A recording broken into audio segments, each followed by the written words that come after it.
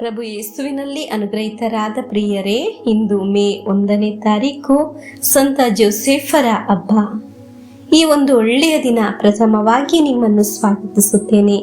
ನಿಮ್ಮ ಮಕ್ಕಳು ಜೊತೆಯಲ್ಲಿದ್ದರೆ ಈ ನಿಮಿಷ ಒಟ್ಟಿಗೆ ಅವರೊಂದಿಗೆ ಪ್ರಾರ್ಥಿಸಿರಿ.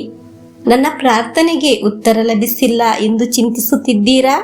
ನಿಮ್ಮೆಲ್ಲರಿಗಾಗಿ ವಿಶೇಷವಾಗಿ ಧ್ಯಾನ ಮಂದಿರದಲ್ಲಿ ಪ್ರಾರ್ಥಿಸುತ್ತಿದ್ದೇವೆ. ಮಕ್ಕಳು ದೇವರನ್ನು ಅರಿತವರು, ದೇವರನ್ನು ಆರಾಧಿಸುವವರು, ಶಕ್ತಿ ಬಲ ಇರುವವರು ಆಗಲಿ ಎಂದು ಪ್ರಾರ್ಥಿಸೋಣ. ಕರ್ತರೇ, ವಾಕ್ಯ ಆಲಿಸುವ ಎಲ್ಲರನ್ನು ಸಮೃದ್ಧಿಯಾಗಿ ಅನುಗ್ರಹಿಸಿರಿ ಎಂದು ಪ್ರಾರ್ಥಿಸಿ ಪ್ರಭುವಿನ ವಾಕ್ಯವನ್ನು ನಮಗೆ ಆಲಿಸೋಣ. ವಿಮೋಚನ ಕಾಂಡ 14ನೇ ಅಧ್ಯಾಯ 14 ಮತ್ತು 15ನೇ ವಾಕ್ಯ. ಸರ್ವೇಶ್ವರ ಸ್ವಾಮಿಯೇ ನಿಮ್ಮ ಪರವಾಗಿ ಯುದ್ಧ ಮಾಡುವರು, ನೀವು ನೆಮ್ಮದಿಯಿಂದಿರಿ ಎಂದು ಹೇಳಿದನು. ಆಗ ಸರ್ವೇಶ್ವರ, ನೀನೇಕೆ ನನಗೆ ಮೊರೆ ಇಡುತ್ತಿರುವೆ?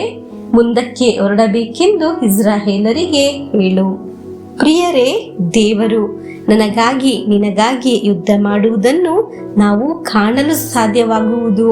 ನಿಯೋಗದಿಂದ ಪ್ರಾರ್ಥಿಸುವಾಗ ದೇವರು ನಮಗಾಗಿ ಯುದ್ಧ ಮಾಡುತ್ತಾರೆ, ಅದನ್ನು ನಾವು ಕಾಣಲು ಸಾಧ್ಯ.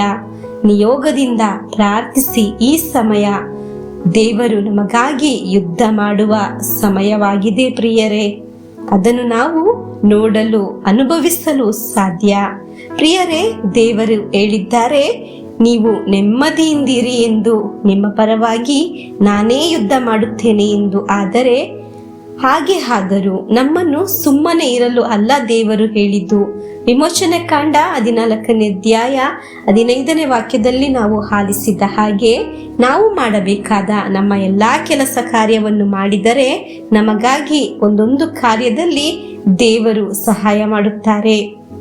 ನಾವು ಪ್ರಾರ್ಥಿಸುವ ರೀತಿ ಪ್ರಾರ್ಥಿಸುವಾಗ, ಆರಾಧಿಸುವ ರೀತಿ ಆರಾಧಿಸುವಾಗ, ವಾಕ್ಯವನ್ನು ಆಲಿಸುವಾಗ, ನಮ್ಮ ಎಲ್ಲ ಒಂದೊಂದು ಕಾರ್ಯವನ್ನು ಮಾಡುವಾಗ ದೇವರು ನಮ್ಮ ಕುಟುಂಬಕ್ಕಾಗಿ ಯುದ್ಧ ಮಾಡಲು ಪ್ರಾರಂಭಿಸುತ್ತಾರೆ. ಹಲ್ಲೆಲೂಯಾ.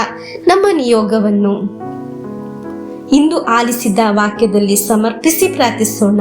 ದೇವರು ನಮಗಾಗಿ ಯುದ್ಧ ಮಾಡುವ ಸಮಯವಾಗಿದೆ.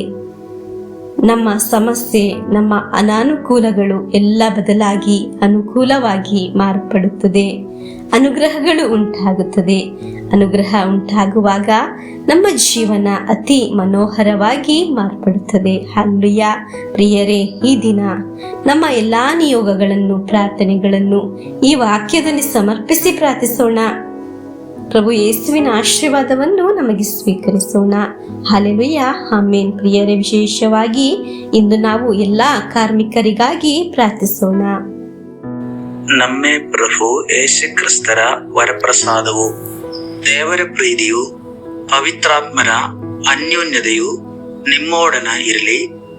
ರೋಗದಿಂದ, ಅಪಘಾತದಿಂದ, ವಂಚನೆಯಿಂದ, ನಿರಾಶೆಯಿಂದ ಸ್ವರ್ಗದ ದೇವರು ನಿಮ್ಮನ್ನು ಅದ್ಭುತವಾಗಿ ಸಂರಕ್ಷಿಸಲಿ.